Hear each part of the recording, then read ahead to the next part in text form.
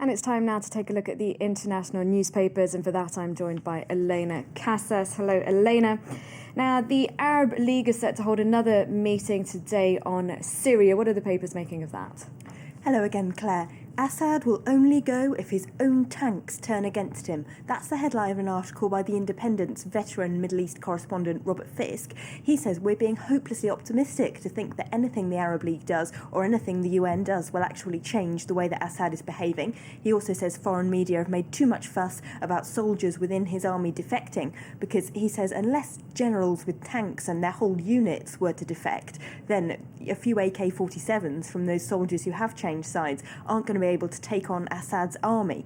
He says we need to realise that arms sales from Moscow, for example, which are vital in keeping the Syrian regime going, aren't going to dry up. Russia's not going to drop its support for Syria, and at the moment there's not a lot the international community can do to stop Assad from oppressing his people, he says.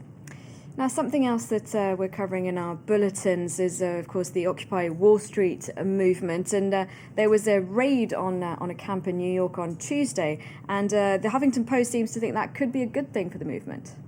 Yes, look at this piece by their New York editor. He says the New York Mayor, Bloomberg, getting a ban on those protesters putting their tents in Zuccotti Park could be a good thing for the movement. He reckons for ordinary New Yorkers, they're starting to become a nuisance. Also, there was bad publicity in the press saying people were taking drugs at that encampment. And for middle-class New Yorkers, they're the people that the Wall Street movement, the Occupy Wall Street movement, needs to get on side if it's going to make any real change to politics. So perhaps now that they've been forced to move out of that camp, they can take charge of their own media image, he says, and try and sell themselves a bit better to ordinary Americans. Has it worked, though? Do the papers think that it has changed the views of ordinary Americans?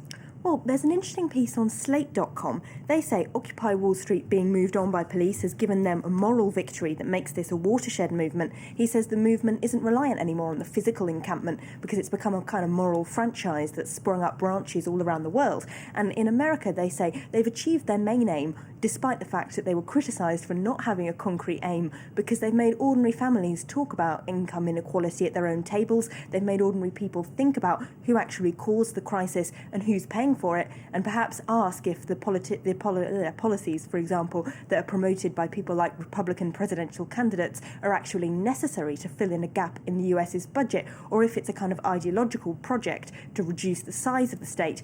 So they say it's a victory that people are even talking about this. But there's also a piece in The Guardian, if we have a look at that, that says that maybe the movement is in danger of being co-opted too far by mainstream politics. They say a lot of senior Democratic politicians have said they support the party, and they support the movement rather, and they've also got some funding from George Soros, who's a multi-millionaire philanthropist who backs the Democratic Party. So that article reckons the movement needs to be careful not to be co-opted too much by mainstream politicians.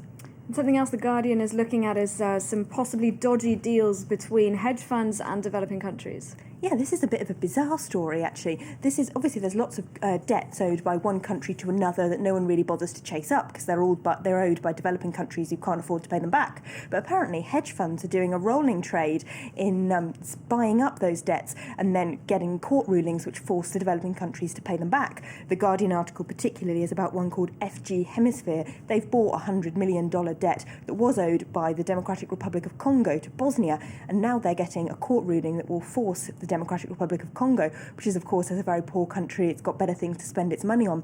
They're trying to get a court ruling that will force them to pay the hedge fund. Now, they've been banned from seeking that court ruling in a British court, but they found a loophole. They're pursuing it through a court in Jersey. And what have you got to finish off with? One more thing, actually. Think of a vegetable. Courgette.